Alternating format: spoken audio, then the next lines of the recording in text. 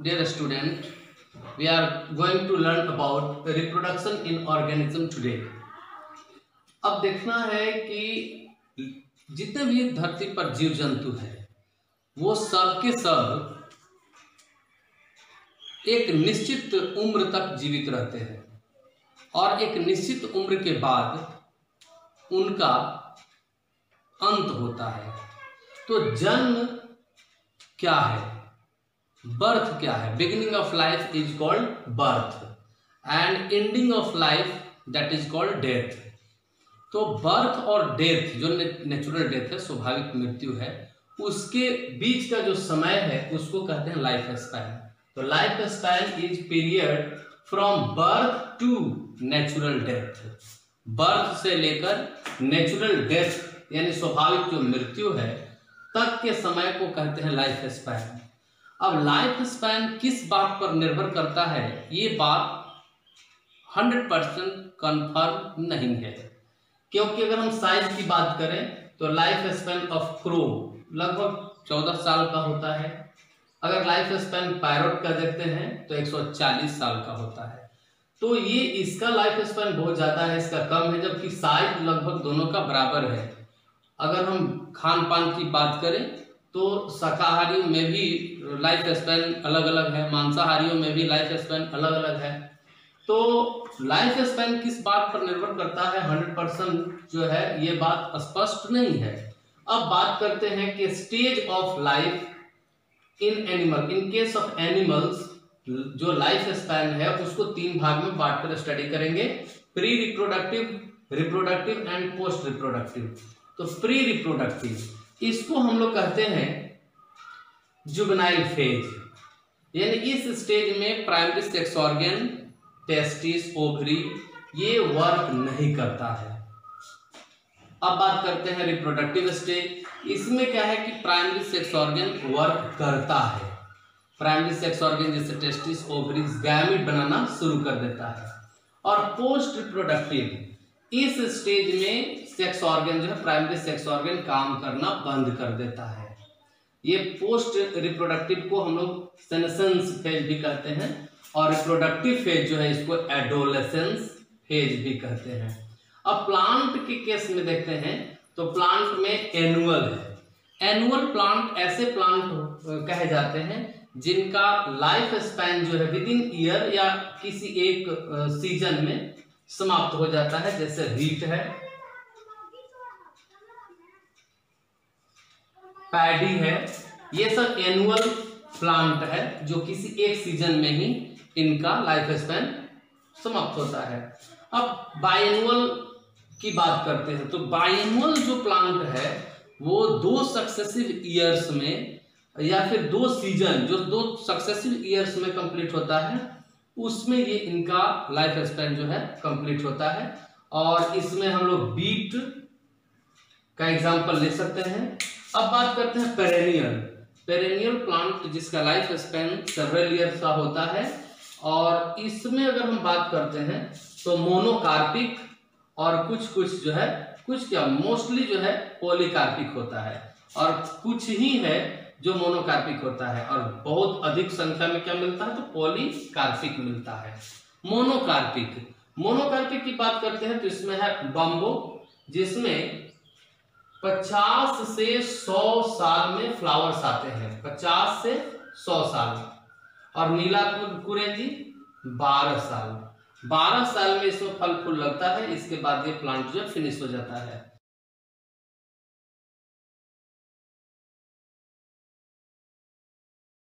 तो रिप्रोडक्शन का क्या इंपॉर्टेंस है?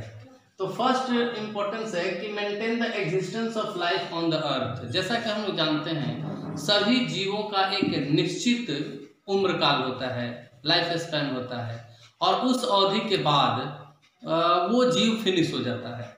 तो बात यह है कि धरती पर जीव तो समाप्त हो जाने चाहिए थे, तो ऐसा क्यों नहीं होता है? धरती पर जीवों का निरंतरता हमेशा के लिए बना हुआ है, तो ये किस कारण से बना हुआ है? तो हम कह सकते हैं कि ये रिप्रोडक्शन के कारण बना हुआ है। रिप्रोडक्शन जो है मेंटेन करता है existence of life on the earth. Second number है कि transfer of genetic information. Reproduction के द्वारा माँ बाप का जो जेनेटिक इंफॉर्मेशन है, जो माँ बाप का कैरेक्टर है, वो ट्रांसफर होकर के आता है बच्चों में। तो ये रिप्रोडक्शन के कारण ही पॉसिबल है। फिर है वेरिएशन। तो वेरिएशन का बहुत सारा कारण है, जैसे सेक्सुअल रिप्रोडक्शन है तो उसमें जेनेटिक रिकॉम्बिनेशन होता है। दो पेरेंट्स जो है उनके जेनेटिक रिकॉम्बिनेशन होने के कारण वेरिएशन होता है। या फिर मियोसिस के दौरान जो गैमेट फॉर्मेशन होता है तो उसमें मियोसिस होता है। मियोसिस के दौरान क्रॉसिंग ओवर होता है और क्रॉसिंग ओवर अर्थात जीन मिक्सिंग के कारण वेरिएशन होता है। और ये वेरिएशन जो है इवोल्यूशन के लिए बहुत ही इंपॉर्टेंट मायने रखता है। फिर है maintain species on the earth. हम लोग देखते हैं कि लाइक गेट्स लाइक, जीव अपने जैसे जीव को जन्म देता है। कैट प्रोड्यूस कीटेन, बिल्ली जो है बिल्ली अपने बच्चे को जन्म देता है। ऐसा नहीं देखने को मिलता है कि बिल्ली से कुत्ता का जन्म हो गया। ऐसा इसलिए नहीं होता है क्योंकि जो जेनेटिक इंफॉर्मेशन है पेरेंट से नेक्स्ट जनरेशन में आता है, इसलिए जो नेक्स्ट जनरेशन होता है वो अपने पेरेंट के अकॉर्डिंग होता है। तो इसके बाद हम लोग देखते हैं इवेंट हैपन ड्यूरिंग रिप्रोडक्शन। भाई रिप्रोडक्शन के दौरान कौन कौन से इवेंट्स होता है। तो पहला सेल डिवीजन। सेल डिवीजन जो है वो हम कह सकते हैं कि ये 3 तरह का सेल डिवीजन हो सकता है। ए माइटोसिस। जनरली जो अमीबा वगैरह जो है उसमें होता है बाइनरी फिजन। तो बाइनरी फिजन जो होता है उसमें जो सेल डिवीजन होता है वो होता है ए माइटोसिस। इसके बाद है माइटोसिस। माइटोसिस जो है ये एसेक्सुअल रिप्रोडक्शन में होता है। एम्ब्रियोजेनेसिस में भी होता है। एम्ब्रियोजेनेसिस, पार्थेनोजेनेसिस में भी, पार्थेनोजेनेसिस। और इसके अतिरिक्त जो है जैसे एसेक्सुअल रिप्रोडक्शन हो गया, एम्ब्रियोजेनेसिस हो गया, पार्थेनोजेनेसिस हो गया, रीजेनरेशन,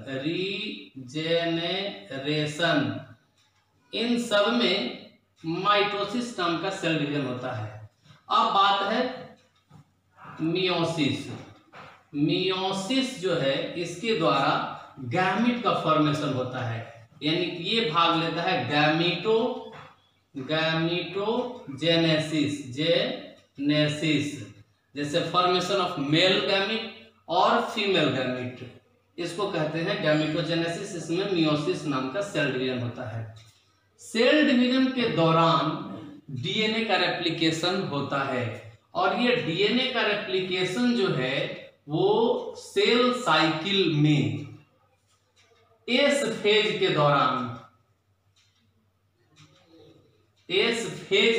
दौरान सिंथेसिस फेज, जैसे इंटरफेज में 3 फेज होता है, G1, S और G2।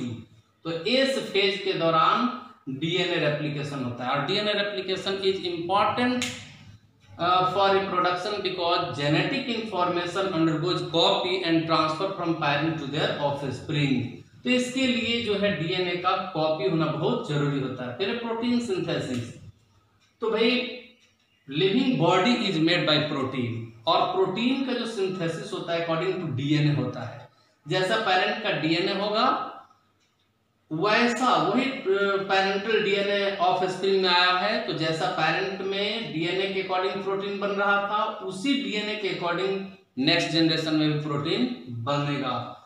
तो प्रोटीन जो है ये डिसाइड करता है बॉडी स्ट्रक्चर को, इसलिए बॉडी स्ट्रक्चर जो है वो ऑफ स्प्रिंग में बॉडी स्ट्रक्चर जो है वो किसके अनुसार होगा, तो पेरेंट के अनुसार होगा, क्योंकि पेरेंट का ही डीएनए ट्रांसफर होकर आया है। तो हम लोग देखा कि रिप्रोडक्शन इन ऑर्गेनिज्म में इंपॉर्टेंस ऑफ रिप्रोडक्शन का इंपॉर्टेंस क्या है और event that happen during reproduction के दौरान कौन कौन से इवेंट्स होता है। तो सेल डिवीजन होता है, सेल डिवीजन में एमाइटोसिस, माइटोसिस और मियोसिस।